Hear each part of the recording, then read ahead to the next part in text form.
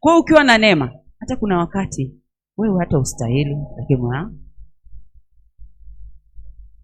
mwangalie Daudi.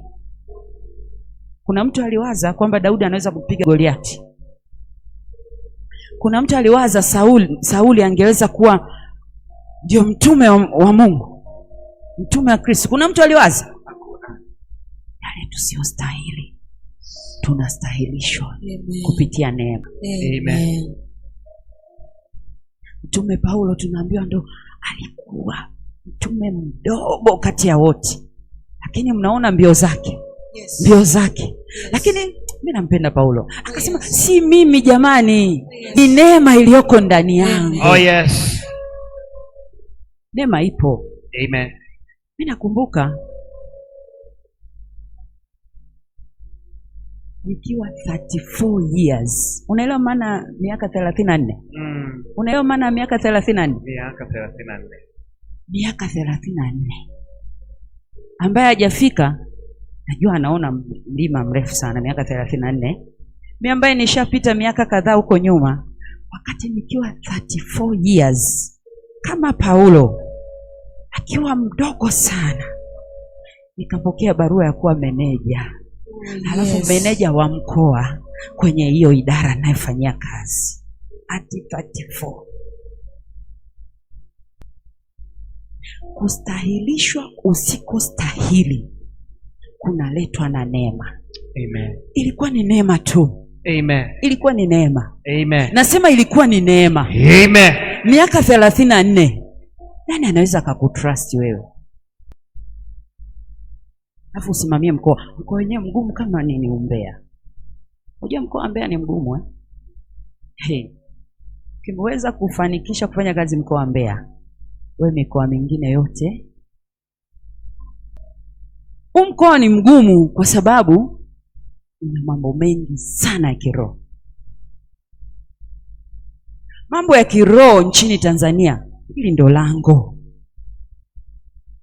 la mambo ya kiroho nchini Tanzania ni Mbeya. Na popote ambapo pana Mungu, vita ni kubwa. Adui naye anapandikiza vitu. Kwa hiyo kuna nguvu hapa zinashindana kwenye huu mkoa. Kama hujawahi kujua, kwenye huu mkoa ziko nguvu zinashindana. Sasa amua. Ukiamua kusema mimi ni wa Mungu, kaa kwenye Mungu, kaa na Mungu. Huu mkoa una mambo mengi. Utashinda tu ukiamua kukaa sehemu moja. Usikae hapa katikati ukasema ni kesho nina sehemu napeleka mbuzi na kuku, lakini Jumapili Apostle Chacha asipokuona. Kwa hiyo at that age 34 years nikapata neema, kama ambavyo Paulo akiwa mdogo kuliko wote akawapita wote. That's grace. Hiyo ni neema. Tusomee hilo andiko wa Galatia 1:15 mpaka 23. Tumuone mtume Paulo jinsi ambavyo alichaguliwa. Tunaambiwa alichaguliwa tokea tumboni mwa mama yake. Yes. Tusome basi. Galatia 1:15 mpaka 23. Biblia inasema, lakini Mungu aliyenitenga tangu tumboni mwa mama yangu. Umesikia? Anasema Mungu alinitenga toka tumboni mwa mama yangu. Watu wengi humu, yani tokea mimba yako Mungu tayari alikupa assignment. Ni wewe tu kuijua hiyo assignment. Ni wewe tu. Na unaweza ukajua hilo kusudi au kazi ambayo Mungu amekupatia ukikaa kwake. Rudi kwa mwenye alikupa kusudi. Amen. Ili uweze kujua kusudi lako. Ndio? Akaniita kwa neema yake, alipoona vema kumdhihirisha mwanaye ndani yangu, ili niwahubiri mataifa habari zake. Mara sikufanya shauri na watu wenye mwili na damu, wala sikupanda kwenda Yerusalemu kwa hao waliokuwa mitume kabla yangu. Yes, pastor. Hapo umeona? Anasema alinichagua toka tumboni. Halafu anasema yani alipofikiwa na lile neno anasema wala hakutaka kutafuta shauri na wale watu ambao tayari wako Yerusalemu. Anaongelea kina nani? Kina Petro, kina Yakobo na mitume wengine. Anasema sikutaka kwenda kutafuta shauri. Tuko hapa wengine, Mungu anakuita. Mungu anakuita, na mara nyingi amekuita. Mungu amekusemesha. Amekusemesha vitu vingi kwa ajili ya kanisa. Lakini unatoka unaenda kuomba ushauri. Eti hiki kitu nifanya hivi. Ni kweli? Eti nataka kutoa hela kwa ajili ya mlango pale kanisani.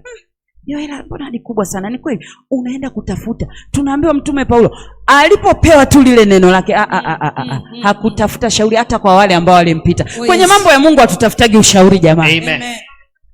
Yaani unayetafuta ushauri kwake ndio mtu ambaye hataki uendelee. Na ndio mtu ambaye anakupinga kwenye mambo ya Mungu. Neema ikikujia, you just walk up.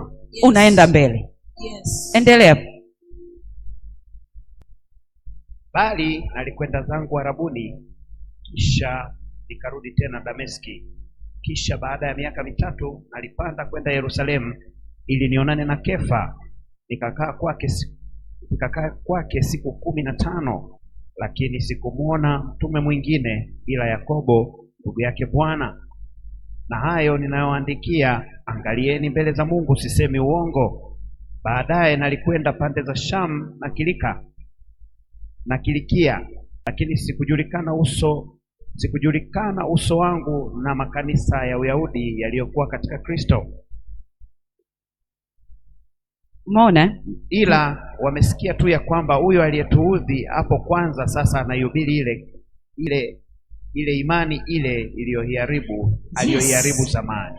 Yule Mtume Paulo alisema hapa, yawezekana alijisemea moyoni, sikana nikienda kwa Petro, nikaenda kwa Yakobo, nikaenda kwa nani? Hao watu wanaweza kufanyika kikwazo. Wanaweza kwenda kuambia watu eti jamani, yule mtu ambaye alikuwa analitesa kanisa eti leo ndo anataka aungane na sisi. Umeona Umeona mtego? Yes. Paulo aliweza kutegua huo mtego.